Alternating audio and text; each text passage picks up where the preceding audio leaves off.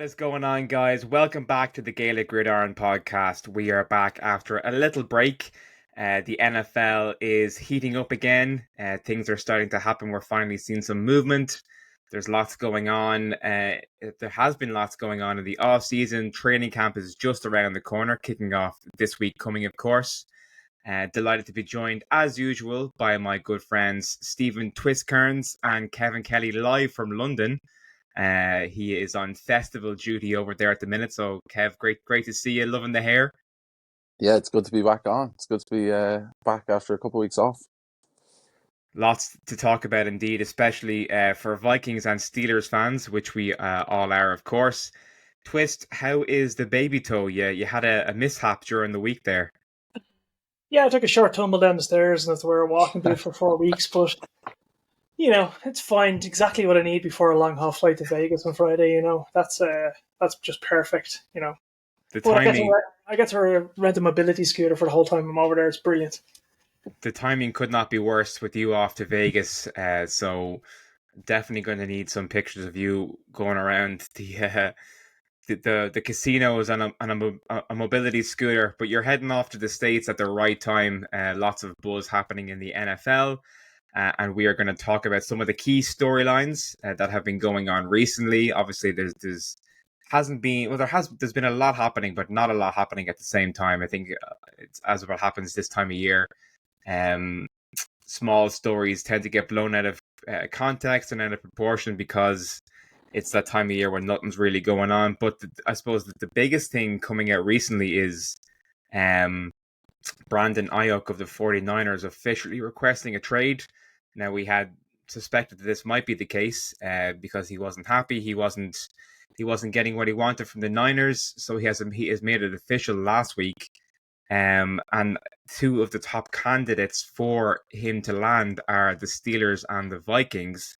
Kev, how would you feel if you had a new running mate for Justin Jefferson up there in Minnesota? Yeah, I mean, obviously adding somebody with Brandon Aiyuk's capabilities would be ideal, but I don't necessarily know if it's just after this contract you give Jefferson, is that the move you go for? I understand that you're adding more firepower to the wide receiver room, but you have TJ Hawkinson, you have Jordan Addison, you have obviously Justin Jefferson. It's like the only reason I think that it may be a move now is because of the situation with Jordan Addison and him drink driving again for the second time. It's just like, it's something that I think the Vikings may look at and be like, is this something we are going to continue to allow, Yeah, it's certainly not a great look, and the team's patience might be wearing a bit thin with their young, albeit talented receiver, but it's not great PR for the Vikings, especially as it is a repeat offense. And you have to wonder if the timing has lined itself up for them to move on from Addison and bring in a talented, just as talented, but slightly more mature wide receiver as well. Exactly, yeah. I mean, the only thing about that is that Wes Phillips last year also got done for drink driving at week 16 or 17, and he's the offensive coordinator. And you're just like, the organization are just like, yeah, no stress. They don't seem to have that much of a policy on it, really. Different standards across the board. Twist, for Steelers fans like myself and yourself, the Pittsburgh have been, tipped as a front runner, even from when the rumors first started coming out that Aiyuk was looking for a new home potentially. I mean, we are definitely hungry for a second wide receiver to play alongside George Pickens, because after Pickens there's not much depth or talent at wide receiver left in the Steelers locker room. No, we are looking for that number two, and we can't have like Pickens being double and triple teamed all the time and leave it to Connor Hayward, Calvin Austin and co to pick up the slack. That's not going to do it. That's not going to cut it. The Steelers have been thrown around quite a bit since Aiyuk, the thought of who's going to remain in 49ers camp, Debo or Aiyuk. And when you look at over the cap, the teams that have the space to offer Aiyuk the money he wants this season. The top four are the Patriots, the Commanders, the Cardinals, and the Lions. They're the top four, the biggest amount of cap space at the moment. Now, according to our good friend Pat McAfee, 5 teams before the draft all had Aiyuk's money ready to go, but they didn't have what the 49ers wanted in return. But nobody knows what those 5 teams are. Now, if you look at the over the cap for next year, so the Steelers will have the third most money free. So along with the Patriots and the Cardinals, then the Commanders come in fourth. So that's why those 4 teams are the ones that are being thrown around a lot. You could look at a low first-year offer and then back-end the money for those. I don't think the Vikings are going to go. They don't have a lot of cap space this year for him, especially after Justin Jefferson signing. The Commanders this year would have in excess of 37 million. Next year they'll have in excess of 71. So the Commanders have one of the biggest cap spaces. The Steelers next year will have in excess of 77 million. So that's why they would be one of the front runners with the Commanders. I think right now it's a toss up between the Commanders and the Steelers.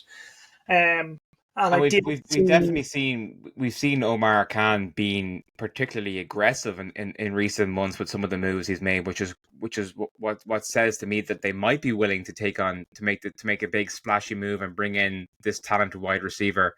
My only question is who gets there first and what do the Niners want in return? It's going to be at least one first round pick next year, if not part of a package. Well, one rumor I did see floating around as of last night was that the Steelers may give Aiyuk the money, they may give him a pick, but they also may send Alex Highsmith to the 49ers. The 49ers do need depth at defensive end. And we do have, now it would be suck to lose Highsmith because he's a great pairing with TJ Watt, but we do have depth at that position that we have Herbig. Herbig is going to be just as good a player as Highsmith, if not better, I think. Yeah, so that's one of the rumors that I think could have a little bit of weight to it, but I'd be shocked to see if they do get rid of Alex Highsmith, Now, it would take a lot of money off our cap for defensive side as well, because we do have one of the highest paid defenses. But that would be something to keep an eye on. But I think if anyone's going to pull the trigger faster than the Steelers, it'd be the Commanders. But don't be surprised if the Patriots don't sneak in and steal them.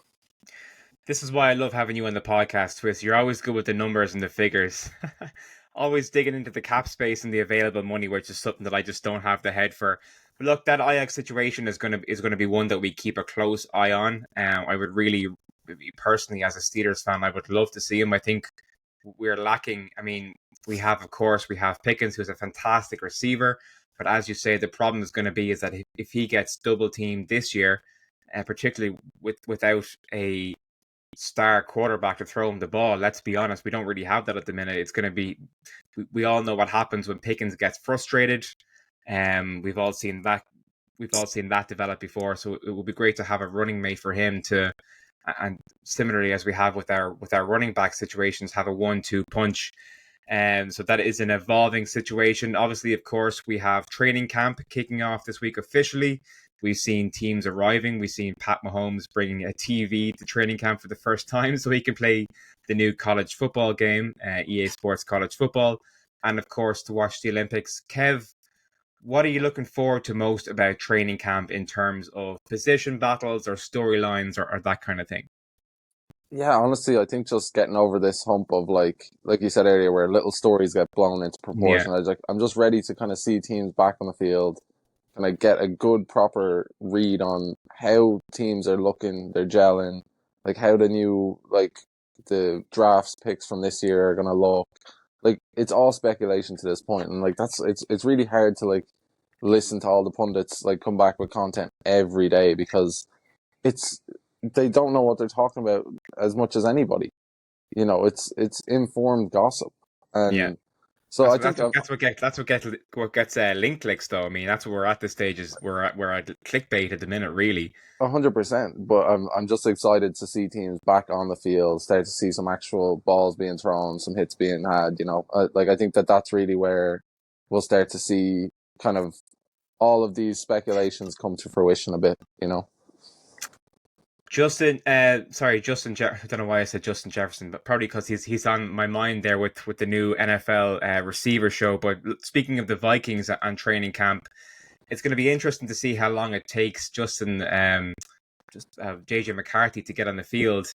I mean, he's competing with Sam Darnold, who was a highly rated prospect himself, but hasn't really materialized into an NFL starting quarterback. I mean, he's with his third team now, I think, at the Vikings. Yeah. Drafted by the Jets, went to the Niners, and is now with the Vikings. So I think he was with the Panthers there for a while as well. Was he not? There you go. His fourth team. Yeah. No, I think I think that he'll have like a good like system under him now, having been at the organization for like from the right up to the end of last season, pretty much. Like he'll have all of the preseason reps, he'll get all of these training camp reps. I think under Kevin O'Connell's system, I think he can actually be quite good. It just depends really on how frustrated the fans get if he has a couple of like not so good games, because like obviously we seen that with Dobbs come in last year and he kind of blazed the trail for 2 or 3 games and then it was like a damn squib and they were like, no, let's go straight back to Nick Mullins. And you're like, you have to give somebody a chance to go through that kind of rocky patch, and I just hope they don't just throw the towel in at the first sign of like a chink of armor. Yeah, I mean, Dobbs was interesting because obviously myself and Twist will be familiar with him from the Steelers, as our previous backup quarterback. But I think Dobbs benefited from the backup effect, where you come in relief and you play really, really well, and then you have some momentum. But then when everyone loves you, but then the wheels come off. I mean, we've seen it happen to so many quarterbacks around the league. So often, Ryan Fitzpatrick is a perfect example of that, I think, and most of the stops he's had. How long do you think it's going to take, though? I mean, how much rope, how much leash will the Vikings give to Sam Darnold before they feel comfortable putting JJ McCarthy in? Oh, I think they'll get to the London game before they make any sort of like, if they come to London and things haven't kind of, or things aren't going the way we would hope they'll go. Like if we're not on a winning record at that point, I could see JJ McCarthy playing that week in London. Myself and Twist were actually talking about this off air while we were waiting for you to appear, and the over under is week 6 at the minute, from our perspective. Oh, I think right. I think that gives them enough of a sample size to determine how viable Darnold is as a starting option. But I mean, ultimately, they drafted McCarthy in the first round for a reason. He won the national championship at Michigan under John Harbaugh. They clearly think that he is the QB of the future. I just don't want to go through this whole QB debacle again as we did last year. It was like each week we just didn't know who was starting, and it just like it gives you no confidence. Like every week you're waiting for him to get up on the podium and say who the starting quarterback is, and you're just like, how are you supposed to have any sort of consistency or feel good about going into any matchup, especially when the division that we're in is so competitive at this point? It's just like it's not a good way to be going. I just don't want that this year. So I hope that they do give him a chance, and I hope they stick with him. But like that, if they do go with JJ McCarthy, they have to be dead set on it, and it's like you're playing for the rest of the year. Yeah. The NFC North is now ridiculously competitive. It's one of the best divisions in the league. You have Caleb Williams there with the Bears, JJ McCarthy, Jordan Love, and of course the Lions as well were phenomenal last year. Jared Goff is playing his absolute socks off. Twist, Caleb Williams finally made it official there during the week. He signed his contract, and you put a text into our group chat about a couple of interesting contractual things he tried to sneak in. Take us through those. Yeah, according to after the contract was signed, it came out that two clauses he tried to get the Bears to agree to, and apparently this is not something that's new or strange. Players try to add their own clauses. The first clause he wanted added was a no franchise tag clause to his contract, which the Bears straight away said no, like not happening.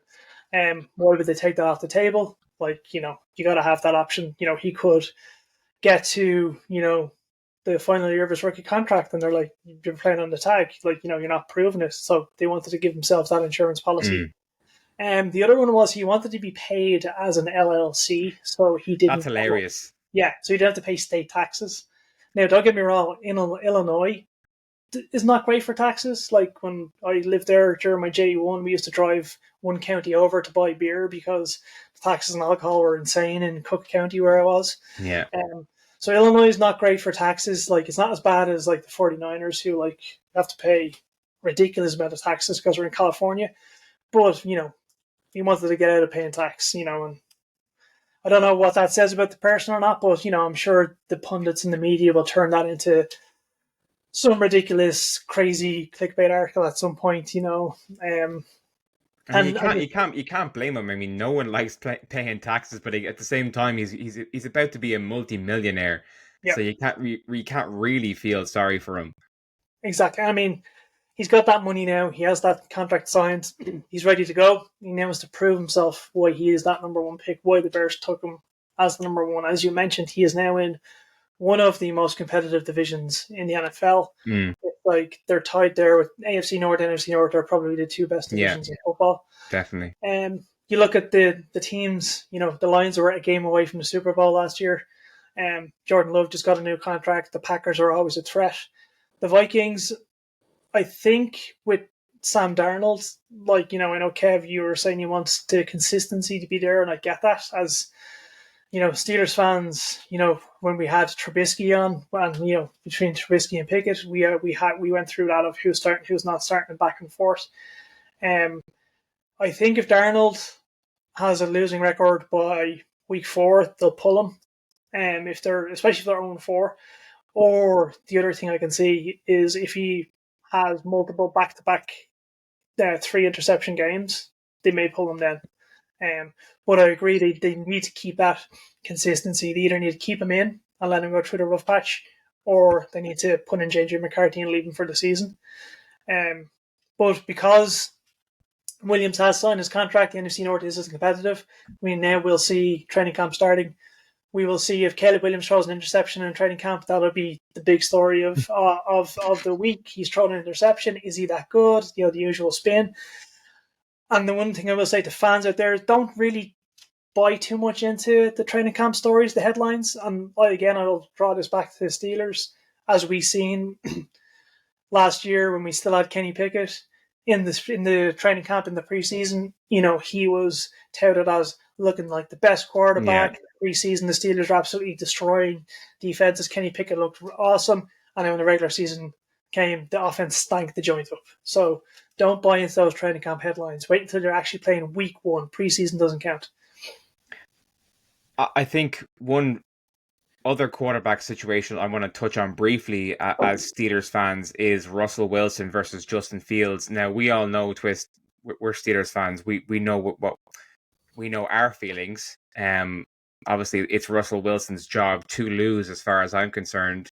I don't think, no matter how well Justin Fields performs in training camp, Russell Wilson is going to be our week 1 starter, and I think it's going to be a similar situation to other quarterbacks like him around the league. He'll be given a certain amount of leeway to perform, and if he doesn't, it'll be Justin Fields who perhaps goes in his place. But Kevin, as an outsider, I suppose, to the Steelers organization, somebody who might have a different perspective, I want to get your thoughts on that situation and who you see as being the Steelers' savior this year, perhaps.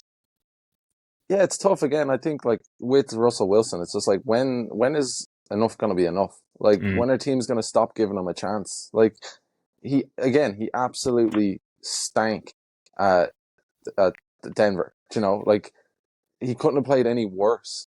Like now he obviously came good towards the end, or like he started to look towards himself, but I still think that Justin Fields me personally from the outside, I think Justin Fields would be a better situation to start, in my opinion, because Okay. ultimately Justin Fields, he looks athletic. He's very similar to, I'm blanking, Baltimore, Lamar Lamar Jackson. Jackson. Yeah, very, very similar style of play, can move really, really well.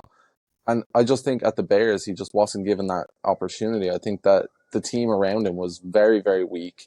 I think they didn't care about him. They didn't care about protecting him.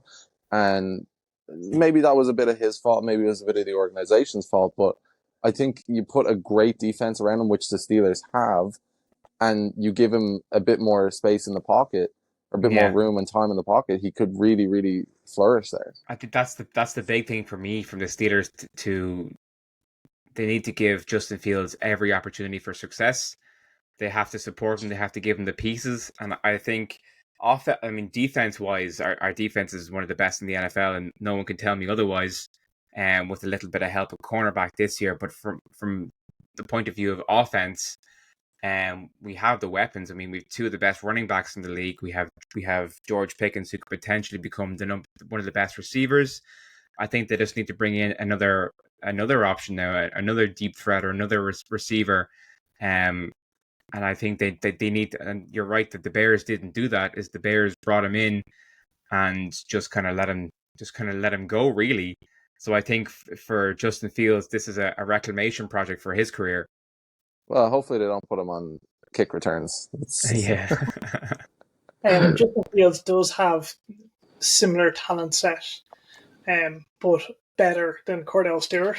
Yeah. And, I think a lot of Steelers fans really want to see what he can do, because when Slash was on the field, he brought us the AFC Championship game. Now, he wasn't that consistent and that great, but he was a threat every single week in and out. Russell Wilson's that bit older. He doesn't have the wheels to scramble the way he used to. And that's you need a dual threat. A dual threat quarterback in this league is crazy. Again, you look in our league, Lamar Jackson, look how dangerous he is. He can throw it and he can run it. Before we move off the quarterback talk, there is one other one we have to mention, and that's Cousins versus Penix. Yes. If Kirk is healthy to go week one, how much again slack does he get given now? He's a good quarterback, but if he takes a while to knock the rust off, when did the fans start calling for Penix? If he can't go week one, if he's not 100% and Penix takes the field, does Kirk get his job back? That's the big question on everyone's lips if Penix starts week one.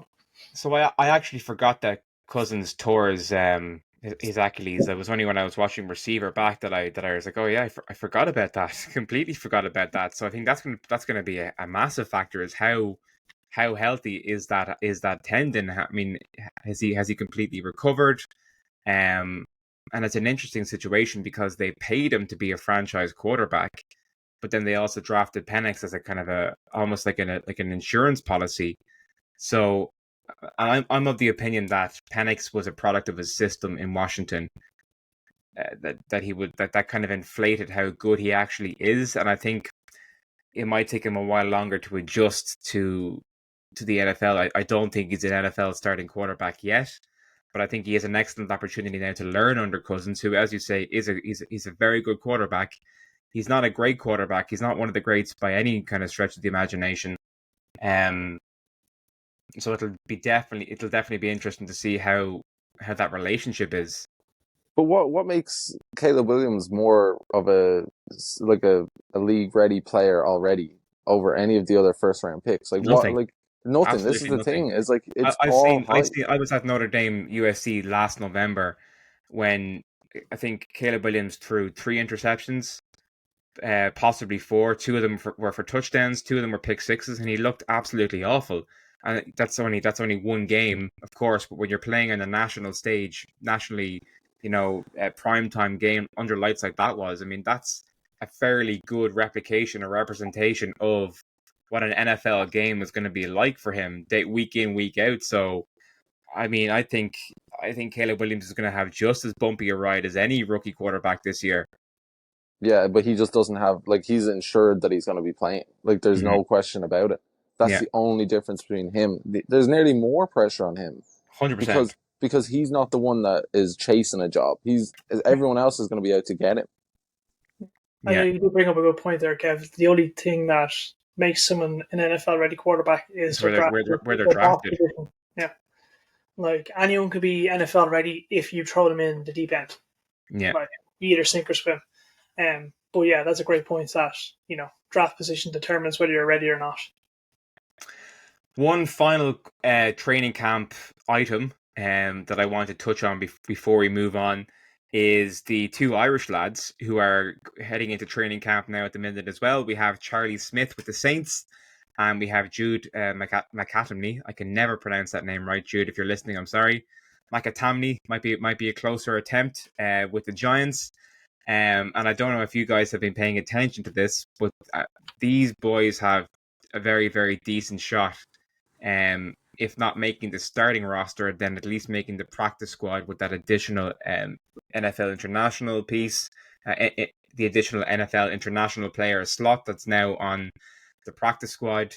To my mind, Charlie Smith out of the pair has the best shot at being signed and being put on the active roster because of the attention that he garnered throughout the combine and the trials and all that, and the fact that the Saints actively pursued him. So we could be on the cusp of having two active Irishmen in the NFL, lads. Yeah, I think Charlie's going to be the one who's, if any of the two is going to be on the active roster, he will be it. As you pointed out, the Saints basically headhunted him; they wanted him. And his competition isn't as stiff either as up in New York, because entrenched in New York as their kicker is Graham Gano, whereas down in New Orleans it's Blake Grupe, who he was okay at Notre Dame, but I think Charlie Smith presents a much better option.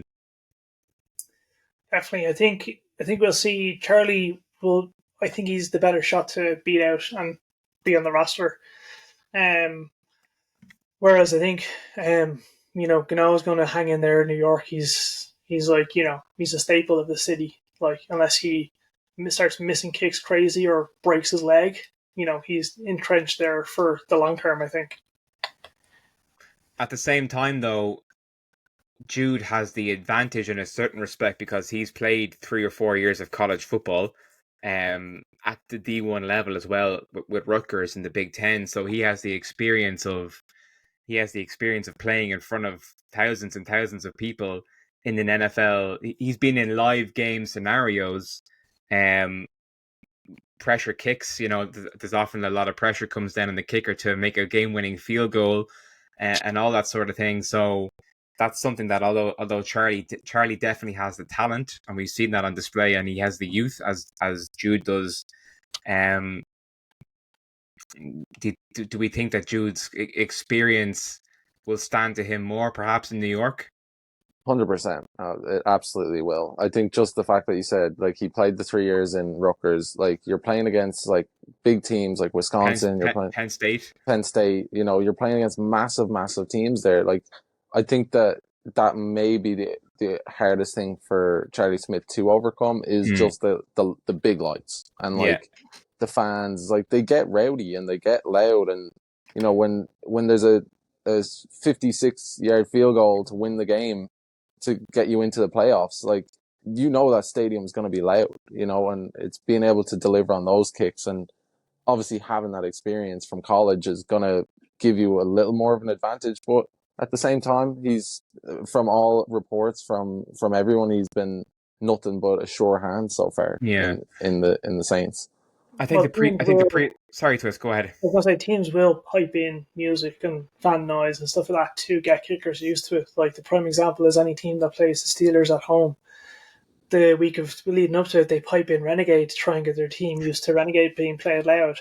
Kickers will get music and crowd noise pumped in. Now, it's not obviously going to be the same as like Roar's fans, but to have that distraction there, you guarantee that's something they've thought of with Charlie.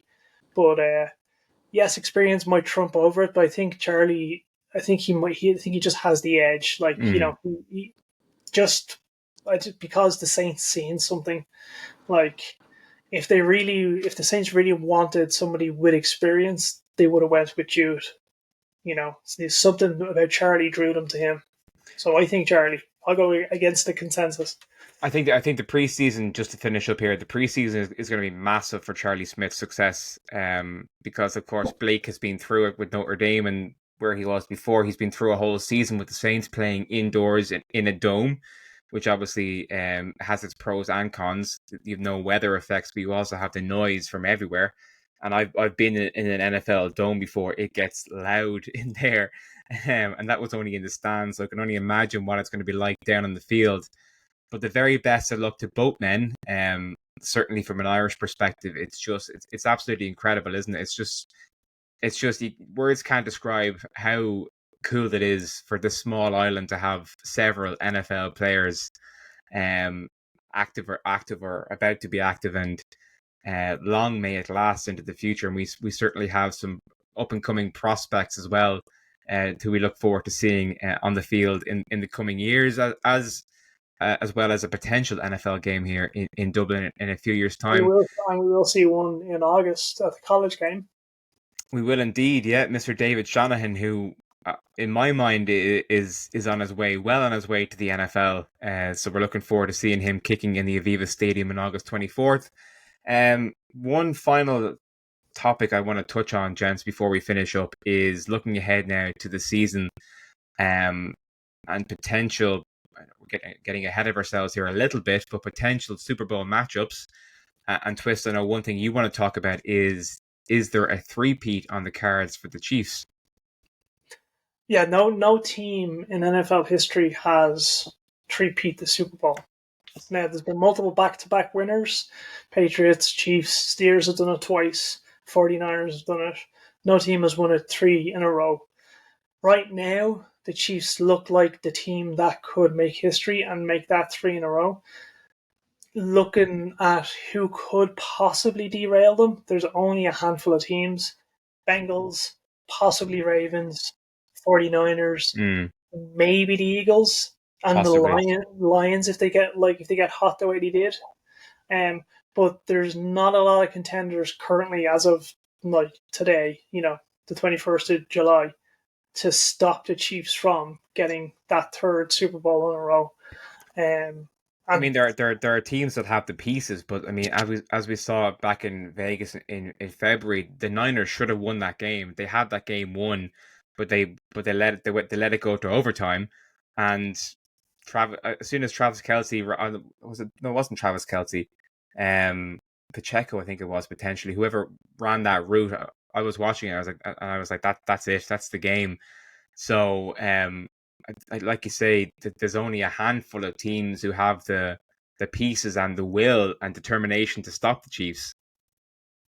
Yeah, there's definitely an option, or not an option, but a possibility though that just they may have a shaky start again like they did last year, and a shaky start this year could mean something completely different to a shaky start last year. Last year obviously they were defending champs and people were still kind of out there to get them, targeting on the back, all stuff like that. But I think there's just an omen around the three-peat where it's like there's been some really good franchises have nearly done it and have fallen short. So it will be really, really interesting to see how Pat Mahomes, Andy Reid, Travis Kelce take this year on and how they just handle that pressure and honestly, again, just the omen of the three-peat. The only difference between last year and this year is they've actually improved their wide receiver room. So you hopefully won't see as many drops in key matchups. Now, as you said, yeah, they could have that shaky start again. And there is that, the spectre of the three-peat, the pressure might be too much. But the only thing I'll say about pressure is the Chiefs are one of the few teams that rarely let pressure get to them. They feed off it. Yeah. And the 49ers, their time to basically challenge the Chiefs to stop them, that window for them to get that Super Bowl is closing rapidly. They're going to lose Aiyuk. They're going to lose a key wide receiver. Debo, it's not that he's not great. He has troubles staying healthy. as we've seen previous seasons. And if you've watched Receiver Show, he's always getting some type of medical treatment. So, like, yes, they've got the Russian King, Christian McCaffrey, and they've got like the Mr. Not So Irrelevant Brock Purdy, but that window is closing. They need to get this, they need to get there, they need to knock the Chiefs off, and they need to win a Super Bowl. If they win the Super Bowl, they could possibly repeat. But it's a tough ask for any team to go out there and beat the Chiefs currently. Kev, any final thoughts before we wrap things up? Honestly, yeah, with the 49ers, I think just that's an interesting point. Like, who do you move on from? Do you move on from Kyle Shanahan and the background team, or do you move on from Brock Purdy, George Kittle, Debo? Like, do you move on from them guys? I'm like, who do you move on from in that situation? I don't think it's a situation where they clear house. I think it's just a situation where they'll keep everyone, all the key players, and all the key staff, but they'll have to start drafting and signing free agents to build back up. If that window closes, if they don't make it again, then something is missing. And that's up to the coaches to find out what that key piece is. They've got superstar tight end. They've got an NFL best running back in the league. Best running back league. Their quarterback Purdy, he's really good for someone who was picked last in the draft. Yeah. They have key pieces in all the locations. It's going to come down to, if they don't make it, if they lose in the Super Bowl, or if they don't even make the Super Bowl again, like, they're going to have to sit down and work out what beat them. I don't think they're going to clear house. I think they're just going to have to make some hard decisions on what contracts to keep and what players to, like, what key pieces are missing.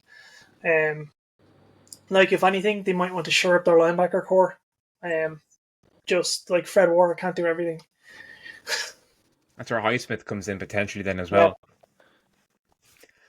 Yeah. Okay, well, we certainly have a lot to look forward to in the next couple of weeks as training camp kicks off and as things begin to unfold. We will be back very, very soon with another podcast. I promise we won't make you wait as long as last time. For now, lads, thank you very much for your time as always. Kev, enjoy London. Up the banner. Up the banner, yeah. All Ireland hurling final day today at the time of recording. So it'll be interesting to see what happens there. Flying the flag for Clare here. And look, lads, all the best. Thank you again, and we'll talk soon. Please.